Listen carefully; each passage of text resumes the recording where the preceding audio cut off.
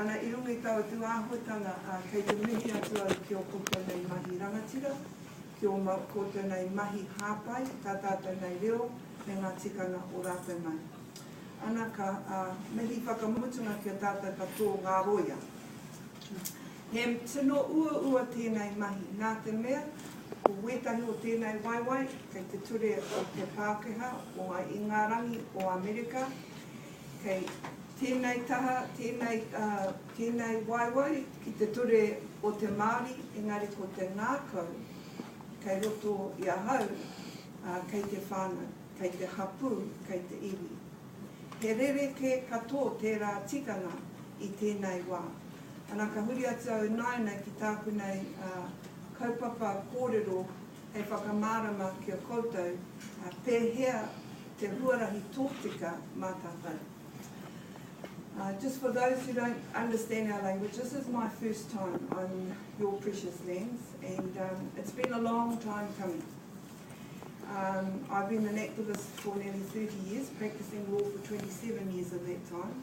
And in that time, there have been many of your freedom fighters who I have stood shoulder to shoulder with in a number of protests. I'm very proud today to have the partner or the former partner of one of my greatest freedom leaders of sovereignty movements, Papa Sole.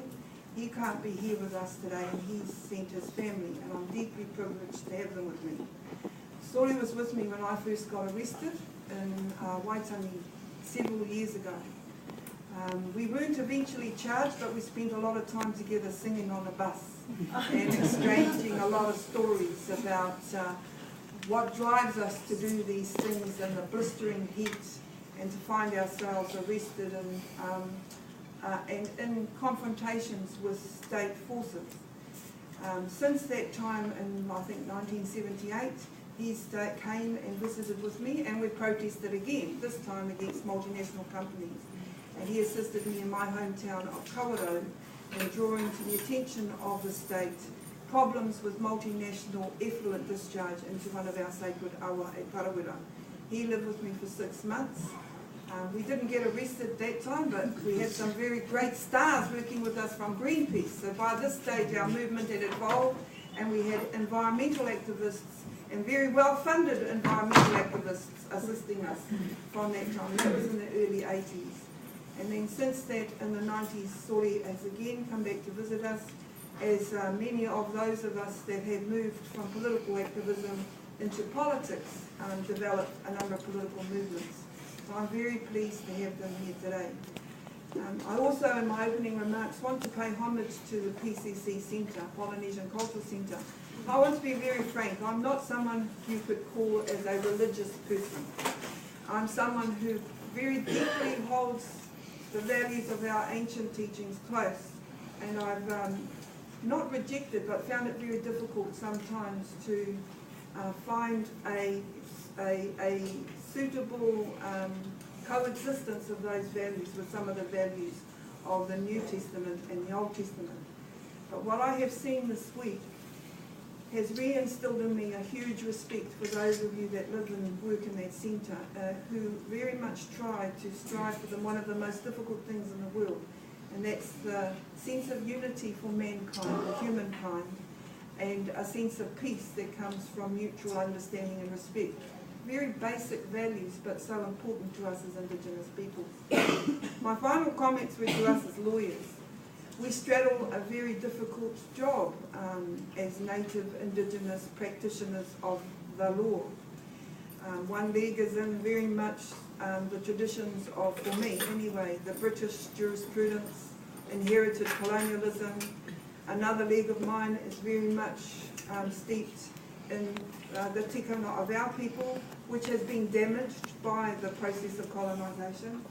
And yet my heart is very much moulded by family values or laws of community, which aren't sometimes even recognised in either systems of law at the moment. So I wish you well. I know when we started the Hungaroia Māori in 1983, there was only 10 of us, and we met very much in a little group like this. and now in 2012 we're having a hui next month, a gathering next month, and there are over 500 Māori lawyers. There are about 10 Māori judges working in our Māori Land Court, and we have 3 Māori High Court judges also, and we have about 7 Māori District Court judges. And I'm pleased to say, at long last, we're starting to get some gender balance, because it seems to be something that's been wanting in the Indigenous world, and that recently we've seen a huge number of appointments to the bench of very important Māori women who, like me, have been part of our struggle. So I wish you well in your organisation, and I'd like to just move to my speech, because I do want to try and provoke some thinking today. For you that don't know Aotearoa, I woke up this morning to 2 bits of news. The first was my idol Valerie Adams got a silver at the Olympics. It's called at Rotorua. We were hoping she would get a gold, so we're calling her the silver princess in England at the moment. But the second news was that my mountain, Tongariro, had erupted, first time in 100 years.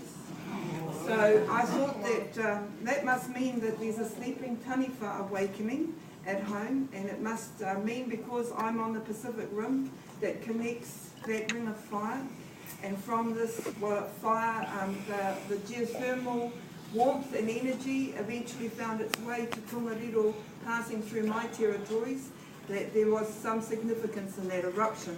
So hopefully today, what comes out of this meeting may erupt the Pacific, so that we all get our lands back and that we get all the things that we hope for.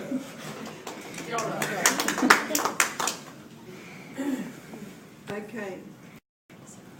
Papatua nuku, takoto e te whaia tuatahi. Tēnei o tamariki Māori, e tangi nei I tēnei rā, I te nuku o te whenua. Taku one koere roe, aku moana, aku maunga, aku tūranga waiwai auwe. I don't know if many of you know Dame Mirasazi, the late Dame Mirasazi. She was one of the first presidents of the Māori Women's Welfare League. She spent some time in Hawaii, and I'm proud to say she was one of my greatest mentors and one of the first Māori feminists to acknowledge she was Māori feminist that I was proud to under the tutelage. She uttered those words in the Waitangi Tribunal in 1987 as part of the Muri Whenua claims, when at that stage there was a very real risk that their fishing rights would be taken away. I want to use that kōrero of hers today to develop a number of themes, which I'll go on to describe. One of our esteemed Te Arawa elders, the late Manu Bennett, would often end our tribal gatherings with a question, which was posited sometimes in a rhetorical way, and at other times just to enable reflection by all present of the political issues in debate. One oft-quoted example in our tribal memory is him asking, what did we, Māori, the indigenous people, call New Zealand before the arrival of the Pākehā? After a deliberate pause, he would then simply utter, ours. In an environment of constitutional uncertainty, which arises out of an institutional propensity to manipulate history, the one thing that is beyond doubt is that at a point in our country's past, Māori belonged to everything, and everything belonged to Māori. This simple assertion goes to the heart of the dilemma that infects the New Zealand government's approach to significant resource claims by Māori in the past century. And this is actually meant to happen, I think. These people walking in here today are at the forefront of our musical revitalisation and resurgence, but they're also the prime protesters at the moment on the deep sea and oil issues that I'm going to go on. We're deeply privileged to have them join us today. They've been here